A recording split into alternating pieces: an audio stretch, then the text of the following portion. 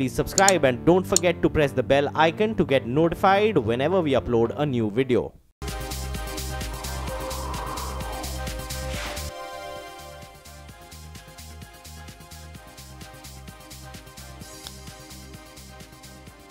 Well, a very good evening and welcome back. On to the latest as far as the race is concerned for Fortis Healthcare. Under fire from FIIs like East Bridge, the Fortis board today stopped short of taking a call on suitors for a deal. Instead, the company announced the formation of an independent advisory committee headed by former PwC chairman Deepak Kapoor. This panel will evaluate the binding offers by the 26th of April. Meanwhile, Fortis received a fifth acquisition offer today. KKR-backed Radiant made a non-binding offer for the hospital's business for 10,000 crore rupees. This is by far the highest offer at 164 rupees per share of Fortis and could be compelling if Radiant offers a binding bid which needs due diligence. Fortis board director Brian Tempest told Nisha Podar that at the moment only two bids, one from TPG Manipal and the other from Munjals and Burmans, are eligible for evaluation. We have very clearly got a binding offer which came from Manipal because that is the first deal and that's the one, the contractual terms that we signed. And you will also be aware that we also have an offer that came from the Dabo Hero Honda family combined, and that had got associated with it no due diligence.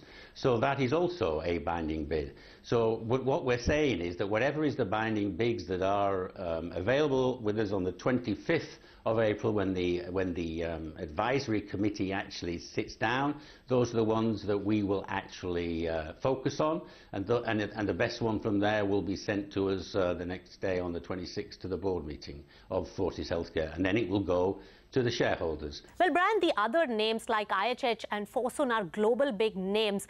Do you not think that they should be given time for due diligence till 25th of April to really come up with a binding offer? Actually, I think now is the time to focus the management of Fortis on the performance of making the hospitals more efficient and improving the results of the Fortis business. And I think now is the time to make sure that they're not distracted by financial issues or by these transaction issues, and we want to come to a conclusion. So the plan is, as we mentioned, we're going to focus on the binding bids which are there. We've now got some binding bids that have improved, so it's not only the original binding bid, but it's got an improved binding bid, and these are the ones that are actually going to be considered on the 25th by the advisory committee. The shareholders have really questioned the legitimacy of the board, and they have also said that this board should be dismantled and new independent directors should be on the board of Fortis Healthcare.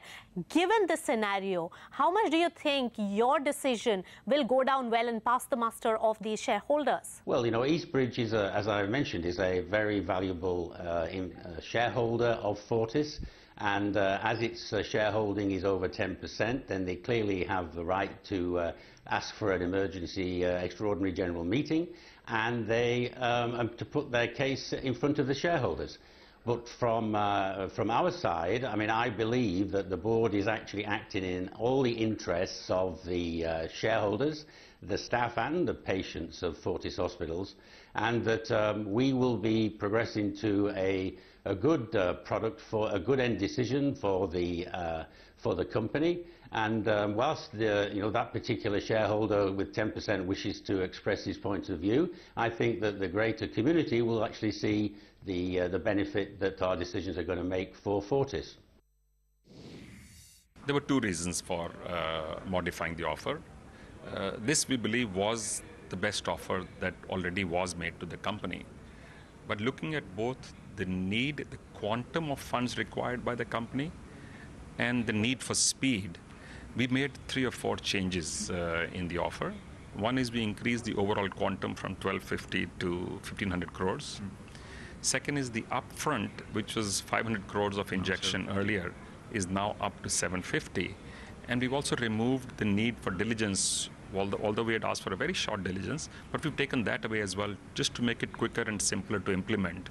The second portion of 1,000 crores, which comes in as warrants, including the 250 crores, which will be added to the 500 upfront, will also come at a higher share price of 161 rupees 60 paise. So overall, from the shareholders' point of view, from the doctor's point of view, the patient's point of view, the supplier's point of view, employees, bankers, this is an offer which is a win-win for all concerned. So I would imagine it makes eminent sense for this offer to be accepted by the company, the board, and the shareholders, because truly it takes into account everybody's interest. Have you done due diligence, I mean, on the asset that, because there are lots of investigations, etc., which are going on, right? Yeah. No, we have not done diligence. But we have got what is available in the public space because it's a listed company. But you made a binding offer, so without due diligence, I mean. That is correct. That's why I'm saying it has become much easier for anybody to make this decision now in favor of this this offer. Because there are investigations going on. So whatever are the challenges, we hope will actually come out through those. So the company and the management can actually address those. So a problem of plenty there. 5 offers, 2 are binding, and well, the advisory committee will take things forward from here. Let's shift focus now onto the earnings season. Well, it has well and truly kicked off. Telecom companies will start reporting numbers from next week, with Bharti Airtel opening the proceedings on Tuesday. Reema Tendulkar is here with what we can expect and how Reliance Jio is impacting the landscape. Reema, over to you. The last 18 months have transformed the telecom sector. We're talking about the time since Reliance Jio launched its telecom operations. Since then, voice calling has become free. Reliance Jio was the first one to offer lifetime free calling. Earlier, the industry generated close to about 75% of its revenues on account of voice. On data, that's become the focal point of competition. India is now the highest mobile data user in the world. We consume close to 1 billion GB of data per month. It's not just the volumes which have shot up. Prices of data have come down. In 2016, the price of 1 GB of data was 152 rupees. Now it's come down to 10 rupees per GB. This chart will show you that the prices of data have been coming down, but they saw a seminal fall in the last 18 months on account of Reliance Jio launch and because of the bundled offerings that it came out with. So from 375 rupees in 2013, we're now down to 10 rupees per GB. This is bad news for telecom companies. On account of these price offerings, the financial position of the telcos has been challenged. Bharti is likely to post its first quarterly loss in the last 15 years in the March quarter. That's next week. Idea has been reporting losses for the last 5 quarters, likely to do so even in the March quarter, according to estimates from Kotak Institutional Equities. All this means good news for consumers. According to an Institute for Competitiveness, the savings to the consumers would be to the tune of $10 billion. And on account of, there's so much data, India has now surpassed US in terms of app downloads, second only to China. It's quite likely this competition is going to continue because Reliance Jio's stated goal is they want to provide 20% more value to its consumers compared to competition. So every time the competition comes and matches Jio's offerings, they could cut it further, only weakening the market and the pricing power of the incumbents. They've also stated that they want to hit a market share of 50% from their current 20%. This means that 5G offtake may just take some more time. It took India 4 years to transition from 3G to 4G, but 5G may take some time because the infrastructure for 5G networks will require a lot of investment. COAI estimates that purely meeting the network requirements of the industry is about $10 billion per year for the next 5 or 6 years, and banks are unwilling to lend to incumbents who are already sitting on a massive amount of debt. So we'll see how that 5G story plays out and whether the spectrum finds any takers. But for now, the industry has gotten disrupted on account of Jio. We'll await the numbers from Bharti and Idea in the coming few days. Just one disclaimer, Reliance Jio is owned by Reliance Industries, the parent of Network 18 and TV 18, which operate CNBC TV 18, the channel that you're watching. Right, Reema, thanks a lot for that. So come next week, expect some pain, at least as far as the incumbent telcos are concerned. With that, time now for a very short break. But coming up, we take you inside poll-bound Karnataka, where law and order is turning out to be a key issue as the campaign hits fever pitch. A special report is coming up.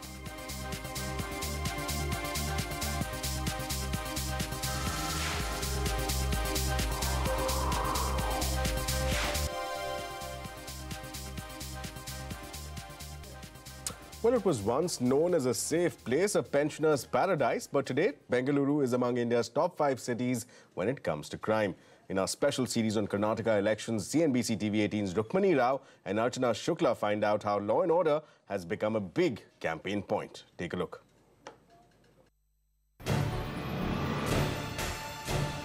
The 5th of September 2017 was a wake-up call for Bengaluru.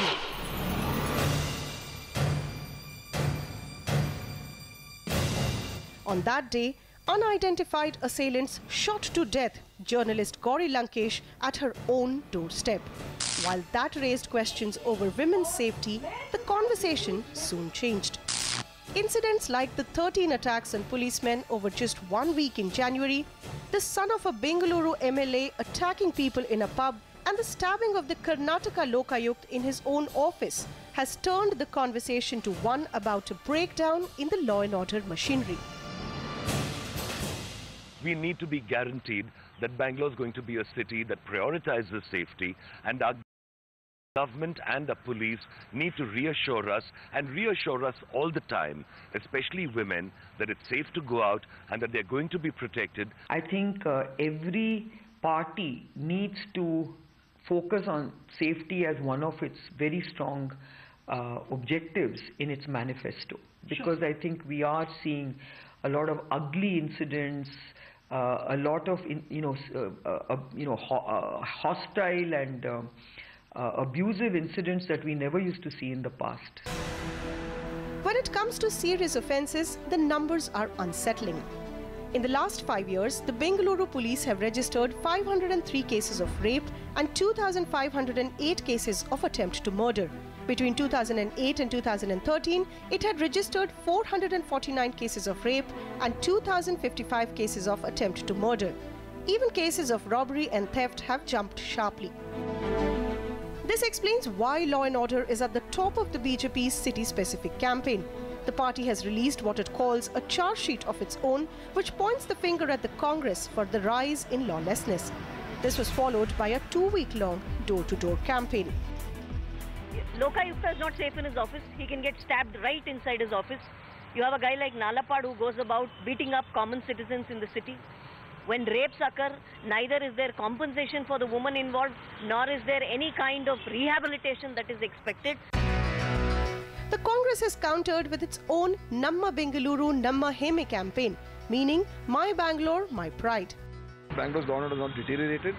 Yes, there are some instances which do take place. It takes place in every city, but our policing has improved. We've got, the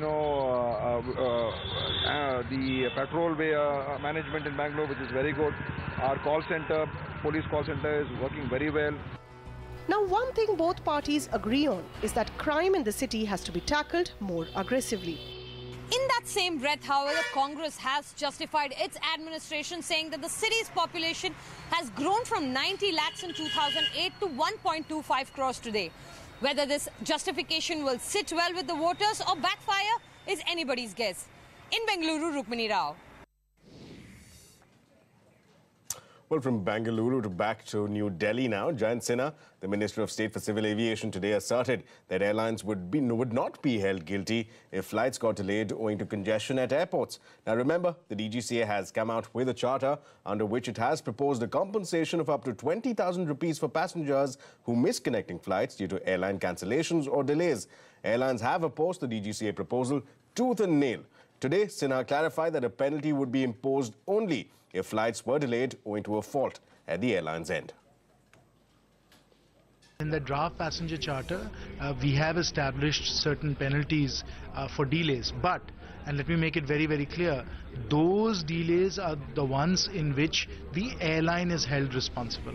Anything that is force majeure, which includes weather, which includes runway delays, air traffic congestion and so on, which is applied across the board, so that it's not for a specific airline or a specific route, but the one that affects everybody across the board, those obviously are not the airline's responsibility. If it is the airline's fault and the passengers have to suffer, then we obviously have to find a way to compensate passengers for that. Well, more from the aviation space. With less than 20 days left for the deadline to submit bids for Air India, the government says that they have received a lot of queries. While speaking at India Investment Conference organized by ASSOCHAM, DPAM Secretary Neeraj Kumar Gupta said that any company that has the required funds and net worth can bid for Air India. Even in Air India, if you talk about, we are not looking for only an airline to take over Air India. We have given a small carve out for airline, how the domestic airlines will be treated in terms of eligibility in a consortium. But otherwise, anybody who has net worth and funds can bid for Air India. Well, after Uber CEO Bani Harford said that they were open to potential acquisition talks in India, the company's India and South Asia President Amit Jain has echoed his views. In an exclusive conversation with CNBC TV 18's Nitya Balakrishnan, Jain has said that they will welcome conversations on potential partnerships, but refuse to comment on reports that suggest a potential merger with India's Ola. We always welcome conversations and always welcome partnerships. We will not comment on specific conversations that we are having, but we always welcome partnerships. We are in a position of strength in the India market and will continue to double down and invest and grow the India market. Well, remember Orkut, the platform that ruled social media space just a decade back? Well, its founder is back in the game with a brand new platform. What's that? We'll tell you on the other side when we return.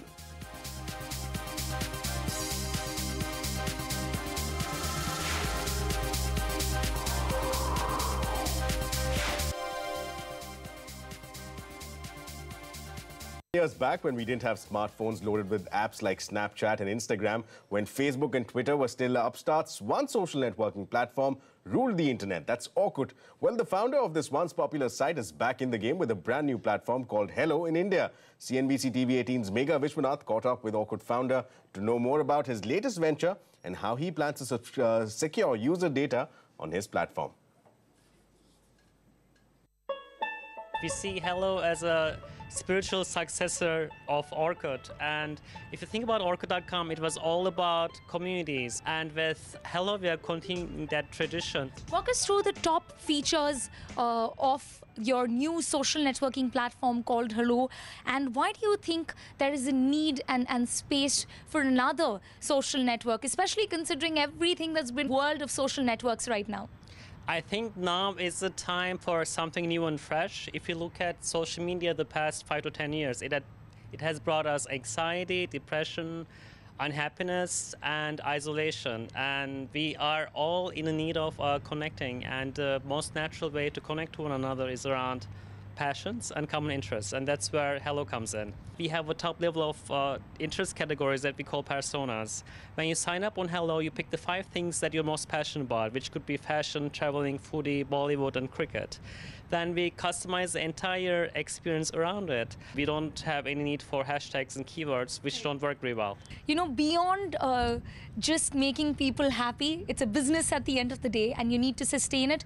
Talk to us about the revenue model. How are you planning to monetize this? So we have a free-to-play model that people use in mobile games, where we have a virtual currency and use the virtual currency to unlock content and also features. Okay. Within the app? Within the app. And later on, we're going to include advertisers in our ecosystem. Data privacy is becoming a big concern. Users are evolving and becoming increasingly aware and uncomfortable learning the fact that their data is being used inappropriately without their permission. How do you feel about that today? With Orkut.com, we never shared users' data, and we always respect their privacy. I'm so surprised and shocked that there are companies out there who share user data with third parties without the users' consent or knowledge. And I believe that social media companies, they're in the business of connecting people. They should be transparent about what and how they share and use the data. Now that brings me back to Hello, and what about the user data here? Talk to us about the privacy guidelines that you have on your platform. The only private data we have is sensitive information like phone number, email that you use to sign up. And you can decide to hide your age, which most people do after a certain age. Besides that, all the content is public, and we don't share your content with anyone else. Well, that's Orkut saying hello. Let's see if India waves back. With that, it's a wrap on this edition of India Business Hour. Thank you so much for watching. Have a good night.